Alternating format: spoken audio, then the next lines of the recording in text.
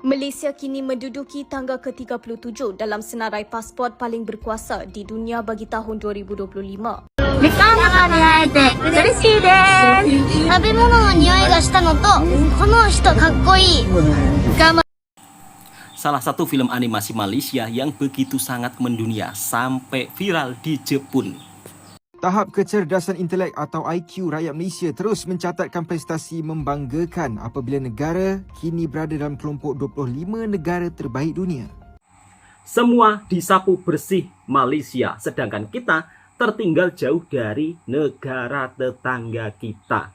Dari ranking paspor, Malaysia juga begitu sangat menduduki peringkat teratas di dunia.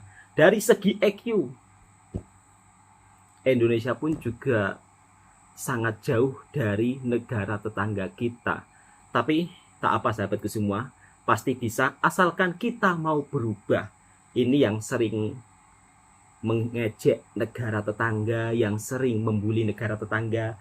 Faktanya kita kalah jauh dari negara tetangga kita, yaitu Malaysia. Ini bukan hanya sekedar omong kosong, tetapi dari data-datanya memang fakta. Assalamualaikum warahmatullahi wabarakatuh. Apa kabarnya sahabatku semua? Lagi-lagi Malaysia menjadi salah satu peringkat teratas di dunia dalam soal urusan ranking paspor. Sedangkan negara kita tertinggal jauh. Dari segi pusat pelancongannya, Malaysia juga menjadi salah satu destinasi wisata terpopuler di Asia Tenggara. Inilah beritanya yang mungkin buat kita terkejut semuanya. Malaysia kini menduduki tangga ke-37 dalam senarai pasport paling berkuasa di dunia bagi tahun 2025. Menurut laporan terbaru oleh firma perunding imigresen dan pencukaian Nomad Capitalist. Dengan memperoleh 102 mata, Malaysia berkongsi kedudukan itu bersama Jepun. Dari segi kedudukan serantau, Malaysia berada di tempat ketiga dalam Asia selepas Singapura dan Emiria Arab Bersatu. Bayangkan nomor 3 di Asia loh. Singapura mencatat kedudukan ke-26, manakala UAE melonjak ke tempat ke-10 dalam senarai global. Penilaian pasport ini dibuat berdasarkan 5 kriteria utama: akses tanpa visa dan kemudahan perjalanan, dasar cukai keterbukaan global, kemudahan memiliki dui kewarganegaraan, serta kebebasan peribadi. Dalam penarafan tahun ini, Ireland muncul juara dengan 109 mata. Kali pertama negara itu merangkul tempat pertama secara tunggal. Sebelum ini pada 2020, Ireland berkongsi kedudukan teratas bersama Luxembourg dan Sweden. Switzerland dan Greece pula berkongsi tempat kedua dalam senarai kali ini. India turun satu anak tangga dan kini berada di kedudukan ke-148. Sementara itu, negara dengan pasport paling lemah tahun ini ialah Afghanistan, diikuti oleh Yemen, Iran dan Pakistan yang mengisi kelompok 5 tercorot dalam senarai global. Laporan ini sekali lagi mencerminkan peranan penting pasport sebagai kunci mobiliti Betul global, sekali. kebebasan dan akses peluang merentas sempadan. Tahap kecerdasan intelek atau IQ rakyat Malaysia terus mencatatkan prestasi membanggakan apabila negara kini berada dalam kelompok 25 negara terbaik dunia. Menurut kemas kini laporan tahun 25 terbaik negara di dunia oleh International IQ Test, Malaysia menduduki tangga ke-22 dengan purata IQ sebanyak 100.48, hasil daripada penilaian ke atas lebih 19,000 peserta tempatan. Lebih membanggakan, Malaysia kini berada di tempat ketiga tertinggi dalam kalangan negara Asia Tenggara selepas Singapura yang menduduki tempat kelima dan Thailand di kedudukan ke-15. Sebaliknya, negara jiran Indonesia berada jauh di belakang, menduduki tangga ke-98 dengan purata IQ sebanyak 93.18. 98. Perbezaan ini memperlihatkan jurang yang ketara antara tahap kecerdasan purata kedua-dua negara jiran. Laporan tersebut turut menjelaskan bahawa purata IQ global kekal pada paras 100 dipengaruhi oleh negara-negara berpenduduk besar seperti China. Negara itu yang menyumbang kira-kira 18% daripada jumlah populasi dunia mencatatkan purata IQ setinggi 107.19, antara yang tertinggi di dunia, sekaligus membantu mengimbangi negara-negara lain yang memiliki purata IQ lebih rendah.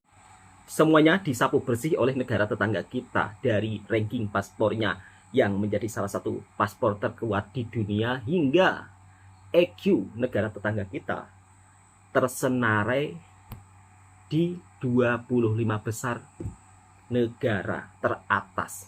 Sedangkan kita, Indonesia, mendapatkan nomor 98.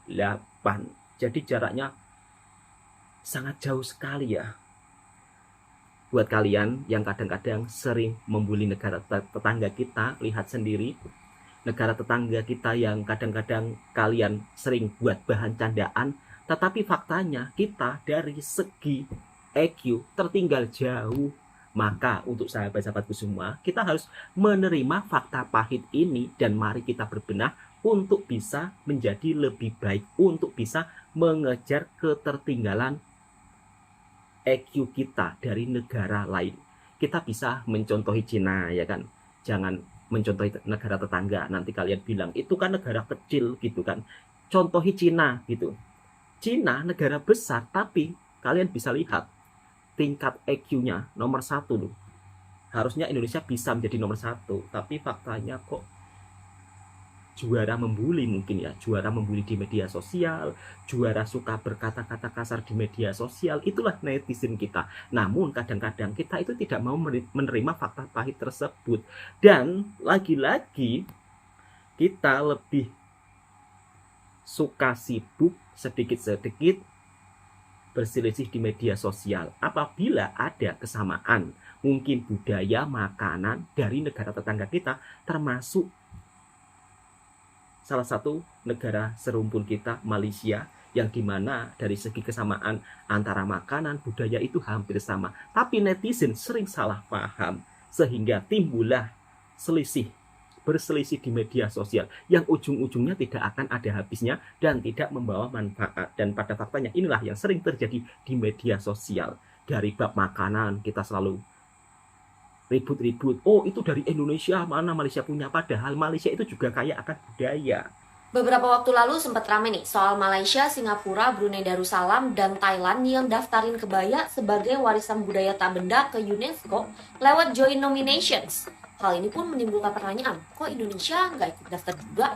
Jadi gini, Indonesia sebenarnya udah diajak sama pemerintah Malaysia buat ikut pendaftaran. Tapi Indonesia nolak dan lebih milih lewat mekanisme single nomination alias ngajuin sendiri. Terus kenapa ngajuin sendiri, gak bareng-bareng? Ini tuh karena ada beberapa pihak yang ngerasa kebaya itu kebudayaan asli Indonesia. Jadi gak mungkin gabung deh. Padahal kalau kita pahami lagi, pendaftaran warisan budaya tak benda ke UNESCO bukan berarti dapat hak eksklusif kalau budaya itu punya negara kita. Nah, dengar ya. Budaya yang sama juga Kasih bisa paham, ada di Mbak. negara lain, guys. Terutama soal kebaya. Kalau kita telusuri, asal-usul kebaya itu ada pengaruh dari negara-negara lain lewat jalur perdagangan zaman dulu. Jadi kebaya bisa dikategorikan sebagai shared culture bareng negara-negara serumpun di Asia, meskipun emang detail kebayanya beda. Makanya narasi soal negara lain yang digambarkan mengambil kebudayaan kita tuh nggak tepat, guys. Mengambil Orang Indonesia yang cerdas ini. Karena kita itu satu rumpun sama Malaysia, Betul. Singapura, Brunei, dan Thailand. Buktinya di sana ada kebaya juga. Padahal kalau kita daftar kebaya lewat joint nominations, ini bisa buka peluang Indonesia daftarin budaya lain tanpa harus nunggu kuota 2 tahun lagi. Nah, itu Soalnya dia. mekanisme joint nomination ini dibuka setiap tahun. Beda sama single nominations yang dibuka 2 tahun sekali. Terus paling cepat kita baru bisa ngajuin bulan Maret 2024 nanti. Kalau Brunei, Malaysia, Singapura, dan Thailand bisa ngajuin di 2023 ini. Karena telat, Indonesia pun harus daftarin kebaya yang berbeda dari negara-negara tadi. Alternatif lain bisa lewat extended nomination yang prosedurnya lumayan rumit. Sebenarnya siapa sih yang duluan pakai istilah serumpun, Indonesia atau Malaysia? Soalnya ada komentar menarik nih, katanya Malaysia bersembunyi di balik kata serumpun untuk mengklaim apa milik negara lain. Eits, tapi ada yang balas juga.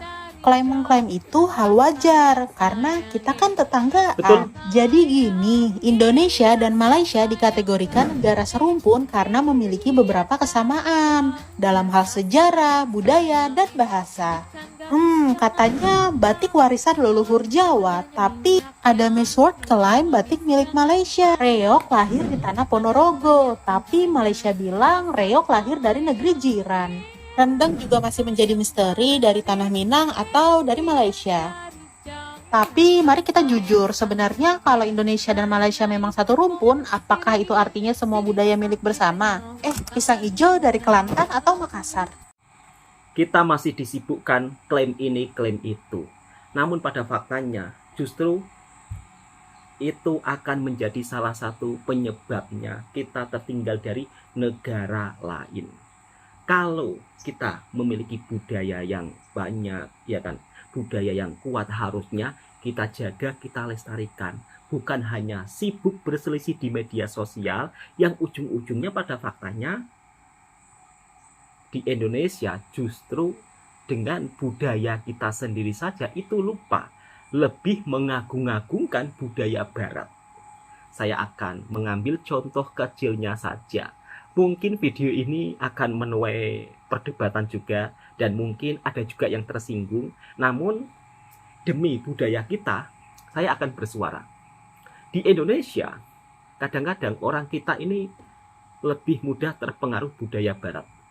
Contoh kecilnya, sonhoreg, joget-jogetan tidak jelas, kemudian musik DJ, itu kan budaya barat. Tapi di negara tetangga kita, hal seperti itu tidak ada.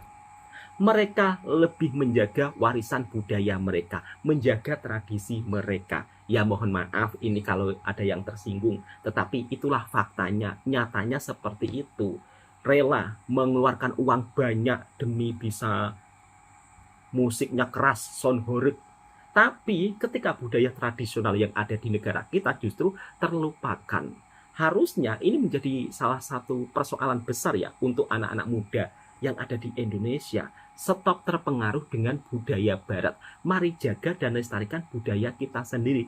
Yang dimana Indonesia itu kaya akan budaya. Kenapa kalian lebih terpengaruh dengan budaya barat? Kalau negara tetangga budayanya mendunia, ujung-ujungnya kalian bilang, wah ini klaim, ini klaim. Saya akan memberikan sedikit cerita kepada sahabatku semua tentang reok Ponorogo, kenapa di Malaysia ada.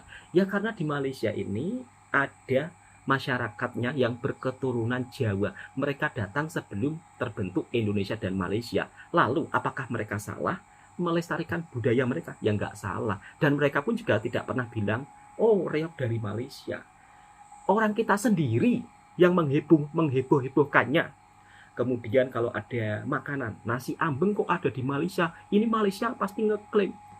Loh kok begitu ngomongnya? Padahal di Malaysia itu ada masyarakat Jawa. Justru kita sebagai orang Jawa ketika ada makanan tradisional kita berada di negara lain yang dimana merupakan salah satu keturunan orang Jawa melestarikan budaya tersebut, kita harus bangga, bukan sedikit-sedikit ngeklaim. Sedangkan kita sendiri tidak mau menjaga tradisi budaya kita. Oke, dari hal ini kita tutup di sini dulu. Langsung kita lanjut ke video selanjutnya. Sebenarnya orang Indonesia sendiri kalau ke Malaysia itu juga begitu sangat suka sahabatku semua soal pariwisatanya. Kenapa? Karena dari segi transportasinya, kemudian sepanjang sudut keindahan kotanya itu memang benar-benar membuat pelancong nyaman. Langsung kita reaction videonya bersama-sama. Hi, I'm Kaho. I'm Japanese and live Orang in Malaysia. Jepun It was my lihat. very first collaboration shoot. Penasaran dengan makanan Malaysia, nasi kerabu. Malaysia itu kaya akan budaya, apalagi bab soal makanan. Memang beraneka ragam, banyak jenis nasi kerabu khas Malaysia. Dan ini rasanya enak banget.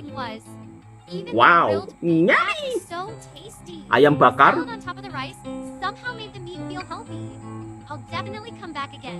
Makanannya benar-benar viral ya, mendunia. Karena benar-benar dijaga, melestarikan tradisi budaya makanan tradisional yang ada di Malaysia.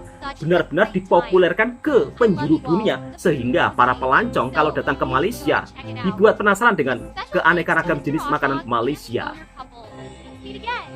Pertama kali naik Malaysia Airlines, jadi ayo kita review maskapai ini.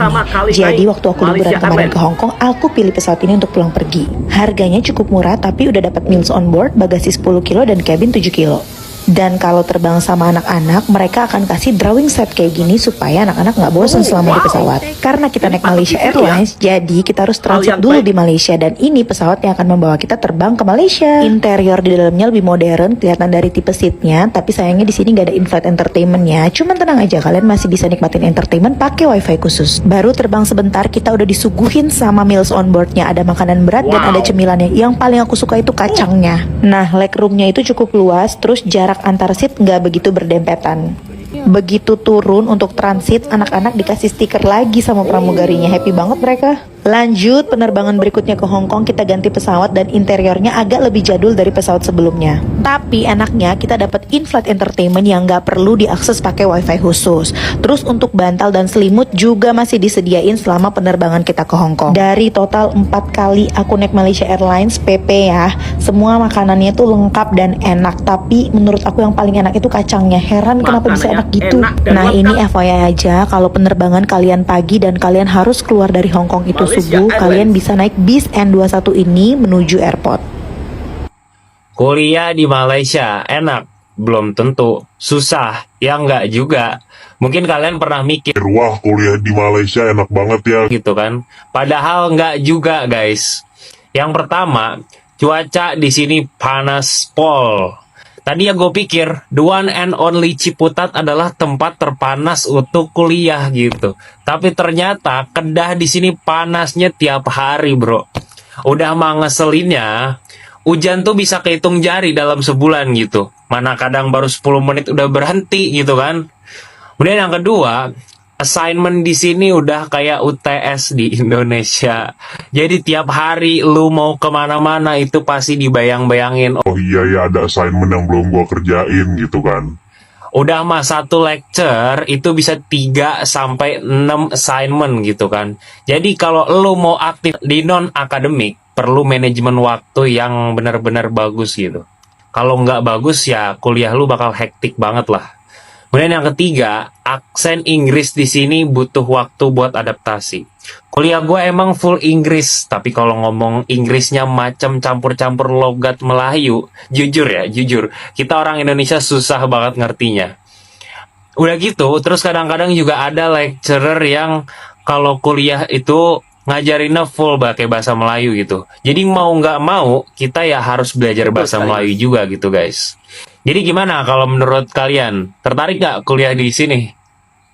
Mendadak banget trip ke Malaysia 4 hari 3 malam. Kira-kira kita kemana aja ya? Ini tuh benar-benar dadakan guys. Jadi itinerary-nya juga nggak terlalu rapi. Plus karena aku bawa ibu aku, jadinya kita lebih banyak main ke tempat yang ramah ibu-ibu alias pusat perbelanjaan. Oh iya, aku nggak cuma berdua sama ibu, tapi ada teman aku juga, Lola bareng sama ibunya. Jadi di trip ini kita berempat. Tanggal 25 April jam 12 siang kita flight dari Bandara Internasional Minangkabau menggunakan maskapai Super Airjet, terus landing di KLIA 1. FYI, ini pertama kalinya loh ibu aku naik pesawat. Sampai di Bandara Kuala Lumpur, kita jalannya tuh cukup jauh, sampai harus naik bus juga menuju imigrasi. Sumpah ini ngantri di imigrasinya lama banget. Keluar dari imigrasi, baru kita ambil bagasi, terus order Grab menuju penginapan kita di Bukit Bintang. Perjalanannya itu sekitar 1 jam, bayar Grabnya 114 ringgit. Hampir 500 ribuan lah. Kalau kalian tanya kenapa nggak naik transportasi umum aja, sekali lagi karena aku bawa ibu aku dan aku pengennya perjalanan ini nyaman buat dia. Ini penginapan kita namanya Bintang Fairland Residence. Ini tuh apartemen, harga per malamnya 1 jutaan. Karena kita nginap di sini selama 3 malam, jadi bayarnya 3 juta untuk 4 orang. Fasilitasnya udah lengkap. Kenapa kita pilih ini? Karena dekat banget ke beberapa pusat perbelanjaan terkenal yang ada di Kuala Lumpur. Hari pertama karena kita nyampe di penginapan sekitar jam 5 sore, jadinya hari ini tuh kita nggak kemana-mana. Terus rencananya besok di hari kedua kita bakal ke Batu Caves, lanjut ke Genting Highlands, mau naik cable car, terus cuci mata di Premium Outlet. Lanjut di next video ya. Terima kasih udah nonton. Lanjut, ini hari kedua di Malaysia. Jam 8 pagi kita order Grab menuju Batu Caves. Bayarnya 15 ringgit 20 sen atau sekitar 60 ribuan. Oh iya, di Batu Caves ini nggak ada tiket masuk ya guys, alias gratis. Tapi kita di sini cuma bentaran doang, nggak nyampe sejam menuju Genting Highland. Ini bayar Grabnya 50 ringgit 20 sen atau sekitar 200 ribuan. Perjalanan menuju Genting Highland sekitar 30 menitan. Kita juga sempat berhenti sebentar di jalan karena drivernya mau kasih makan monyet-monyet di sini. Terus lanjut lagi perjalanan dan sampai di Premium Outlet sekitar pukul 10. Tujuan utama kita kesini tuh mau naik cable car atau kereta gantung. Tapi sebelumnya kita mau sarapan dulu karena dari penginapan belum sempat sarapan. Karena susah cari menu yang cocok sama lidah para ibu-ibu ini, akhirnya mereka cuma order nasi goreng, terus kita tambahin udang, cumi, buah, dan lain-lain. Habis sarapan lanjut kita jalan menuju Awana Sky Central. Sebelumnya kita mampir beli tiket bus dulu buat nanti sore pulang ke Bukit Bintang. Baru setelah itu kita beli tiket cable car, kita beli tiket PP, Satu orang bayarnya 19 ringgit atau sekitar 70 ribuan. Udah deh, abis itu ngantri di sini. Satu kali perjalanan itu durasinya sekitar 25 menit. Alhamdulillahnya cuaca masih bersahabat dan kita bisa lihat pemandangan di bawahnya. Sampai di stasiun terakhir kita nggak langsung balik tapi belanja dulu di sini. Habis belanja baru deh kita turun lagi menuju stasiun awal. Di sini kondisinya udah hujan deras, hampir nggak kelihatan apa-apa di bawah karena tertutup kabut. Karena bus kita berangkatnya pukul 15.30, jadi kita masih punya waktu untuk explore premium outlet. Terus nongkrong sebentar sampai nunggu jadwal bus kita berangkat. Nah, sekitar jam 4 sore bus kita berangkat dari Genting Highlands dan sampai di KL Central sekitar jam 5 sore. Dari sini kita lanjut order Grab lagi menuju penginapan. Perjalanan hari ini udah panjang banget, capek juga, tapi ternyata para ibu-ibu belum puas, guys. Jadi malamnya setelah sholat maghrib kita lanjut bawa mereka ke IKEA. Di sini tuh mereka benar-benar kalap, pengen beli semua sampai karpet, rak, tanaman-tanaman ini mau dibeli, guys. Tapi kita berhasil menggagalkannya dengan bilang, ini cara bawa pulangnya gimana? Ingat, bagasi cuma 20 kilo. Dan alhamdulillah mereka nurut, padahal alasan utamanya sih duit. Ini belum selesai, guys. Lanjut lagi masuk ke mall yang di sebelah, My Town. Dan kita di sini sampai mallnya tutup. Gila nggak tuh? Nah, selesai dari sini, barulah kita pulang ke penginapan, istirahat. Karena besoknya agenda kita masih banyak. Lanjut di next video ya. Terima kasih udah nonton. Makanan Malaysia ni memang berhantu, guys. Sebab apa? Sebab dulu masa saya sampai ke Malaysia langsung saya tak makan makanan pedas, makanan Asia, makanan berempah. Sebab seperti ramai orang tahu makanan Bosnia ni dia guna rempah yang sangat-sangat kurang, rempah yang sangat basic tau. So bila anda datang dekat Malaysia, nampak macam-macam makanan, bau pun pergi ke mana-mana, bau macam-macam makanan. Pada awal tu memang langsung saya tak boleh makan. Mungkin setahun, 2 tahun ke 3 tahun tahu juga ambil masa untuk saya mula makan makanan pedas dan juga makanan-makanan lain. Tetapi bila anda dah mula, susah nak berhenti. Itulah hari tu saya balik ke Bosnia pun mesti akan rindu tahu. Dan boleh racun ramai orang. Orang Bosnia pun bila cuba makanan Malaysia pasti akan rasa, ya Allah, kenapa kita dari awal tak tahu pasal makanan ini? Kenapa kita sangat basic tahu? Tapi bukan sahaja rempah, buah juga seperti nenas. Kalau dekat Bosnia kita makan nenas sebagai buah, tetapi dekat sini ada pajeri nenas, ada pizza dengan nenas, ada juga nasi goreng dengan nenas. Hari tu saya pergi ke Bosnia pun masak untuk family saya, nasi goreng nenas memang diorang semua suka.